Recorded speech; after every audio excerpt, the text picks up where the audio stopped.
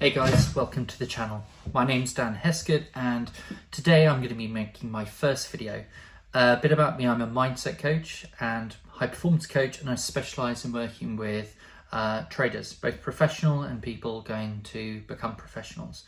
The reason I'm making these videos and creating this channel is to support trainers on their journey. So wherever you are, whether you're beginning and you want to improve your mindset and your performance, whether you're already professional and you're going from 5 to 6 figures or even 6 to 7 figures, I hope these videos are going to be helpful and I hope you learn something. So today, my first video is going to be about overtrading. I'm going to talk to you about the different kinds of overtrading, and I'm also going to give you some tips and some mindset hacks, different ways to reframe, so that will help your emotions, help you be able to trade better, stay calmer, and deal with the emotions that come up. So the first thing to say about overtrading is that there are usually two main kinds. There is overtrading that comes from internal factors and overtrading that comes from external factors. Now, overtrading is 80 to 90% of the time caused by frustration. There can be overtrading that comes from overconfidence. People go on a really good run, they're up 4 days, 5 days, 10 days in a row, and they start having this kind of God complex. They can't lose, whatever they touch turns to gold, and that can come from overconfidence. Now, I think I'm going to leave that for another video because, like I said, 80 to 90% of the time it's much more about frustration, and so this video is going to be about that sort of overtrading. So when we bring it back to the two kinds of overtrading, so internal and external. External is based on anything that's affected you from a place of being frustrated at things like the market, things outside your control. It could be, if you're on a trading floor, it could be other traders, how they are behaving, what they're doing. And the first thing to say about that is that it's really important to be aware of what are the things that are frustrating you, and can you control them? Now, if they're external, if it's the market, how that's behaving, if it's other traders, if it's other sounds or distractions or something external, the first thing to understand is that you can't control that, but you can control your own response to it and how you behave. So when something external happens, it's important to frame it in the correct way. So let's say you put a trade on and the market doesn't do what you think it should or what you expect it to. Now, oftentimes that can lead to a feeling of unfairness or injustice tilt, which can lead to a lot of overtrading. So if there is that feeling of injustice, it's important to remember that the market's not there to be fair all the time.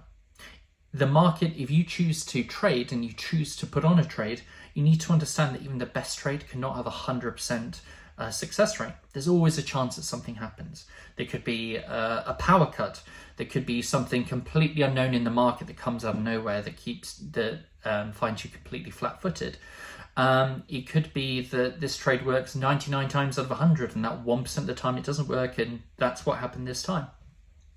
So it's important to frame it that just because the market doesn't do what you think it should or what you expect it to, doesn't mean that that's unfair or that's wrong. You chose to put a trade on. You chose to put your money on something which isn't 100%, right? It's not like putting your money in a high interest savings account. You're trading because you think you can have a much higher return than that, and you have to accept that there is some inherent risk. And if you don't accept the risk, even on a very high conviction trade, then it's always going to hold you back and it's going to lead to some of those frustrated things.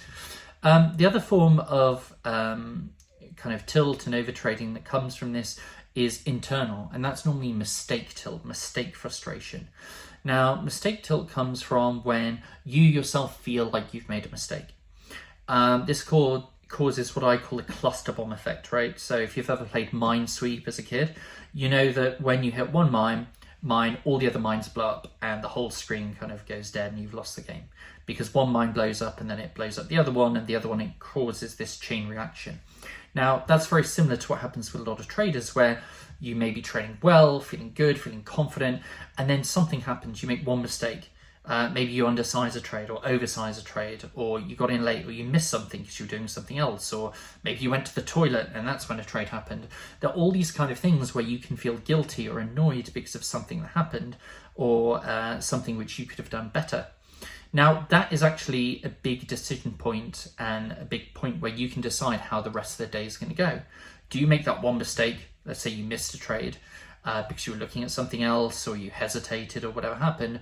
Are you going to allow that one mistake to make you angry, to make you more frustrated? Now you start over trading and now one mistake becomes 4 and then 4 becomes 16, 16 becomes 164, whatever, and it just goes bigger and bigger and bigger. Or do you decide that actually it's really important to take a step back and to realize that mistakes are part of trading? A good way to frame this is, what percent of the time are you supposed, or do you normally do that activity? So let's say there's a big trade that comes out and you missed it for whatever reason. Maybe you just weren't paying attention, maybe you're on your phone, maybe you went to the toilet, maybe you're looking at something else, maybe you hesitated, but whatever, for whatever reason. And if you think back on your trading career and think, okay, normally when this kind of trade happens, I hit it 80% of the time. So 80% of the time I hit it and I trade it well, 20% of the time I miss it, or maybe I trade it poorly. Well, now you have a baseline. And it's important to understand that even the best traders in the world will occasionally miss things. Now, a really good trader might be hitting that, 19 times out of 20, which would be 95%, for example, or maybe even 90%. But it's important to acknowledge that no trader hits 100% of things. Sometimes they take a day off and they miss the biggest trade of the year. Sometimes, like I said, they go to the toilet or they miss it, or they're paying attention to another trade, they're waiting for something else, and their attention is really zoned in this one area. So it's important to think about, okay, where is my baseline? How many of these per year am I supposed to hit? And then framing this in terms of, if I did 100 of these and I think I'm supposed to hit 80, that means that I'm going to miss 20. So if 100 of these possible trades comes out a year, I'm going to miss 20 of them, which means that every 2 weeks or something, I'm going to miss one of them. And framing it in that way gives you a lot more leeway. It's like, yeah, I'm going to miss 20 over a year. This is one of those 20. And the next question is, okay, if I want to improve this, and I know that perfection is never going to be attainable because everyone misses something, what do I think is a nice target? And I would say, let's say you want to go from 80 to 90. And you can look back and go, okay, from those mistakes I've made, from those trades I've missed, what is a way to look forward? What's a way to improve that? Now, it could be something as simple as saying, okay, I'm going to be more focused. What is something that's been distracting me? Maybe my phone's been on. Maybe I've been texting during trading hours. Maybe I've been having music on and that's been affecting me, or other windows up that aren't trading related. What are some of the things I can do to improve my focus? Or another way to think about that is, what are some of the distractions that I can use that I can eliminate and get rid of? So by asking yourself these questions, what you can find is it gets a lot easier to improve your results. And suddenly now, rather than thinking about, I missed that one trade, getting frustrated, you just say, oh yeah, this was an 80%er or a 90%er, some percent of the time I'm going to miss that. The second one is to have a lot more compassion for yourself. So a great exercise is, imagine you're in a bar, you're in a restaurant, and you bump into a really famous trader. Maybe it's a trader you've watched on some trading videos, maybe it's something you've read about in a magazine or online or wherever. And imagine that trader saying that he made that mistake that you made. Imagine he said, I was looking for one trade and then I missed this other one and I'm really frustrated. Would you think, knowing that this guy was successful, he was making his millions a year and he had the Lamborghini, whatever, would you then think of him as a bad trader? Would you think much less of him, or would you go, yeah, he makes mistakes, he's human. I never expected him to make money on every trade. I never expected him to hit everything. This is just part of the process. And some of the time, even the greats are going to make a mistake. Even the best football teams lose matches. Even the best athletes don't win every single tournament they enter. This happens. And my guess is that you would be pretty understanding. You go, hey, don't worry, Tiger, you'll get him next time. And here's the thing, that was a great trader, someone you admired, someone who was making 7 figures or 8 figures, or someone you'd read about in a magazine. And in that example, even though you should be holding them to a very high standard and having high expectations of them, you'd probably be a lot more forgiving than you would be of yourself.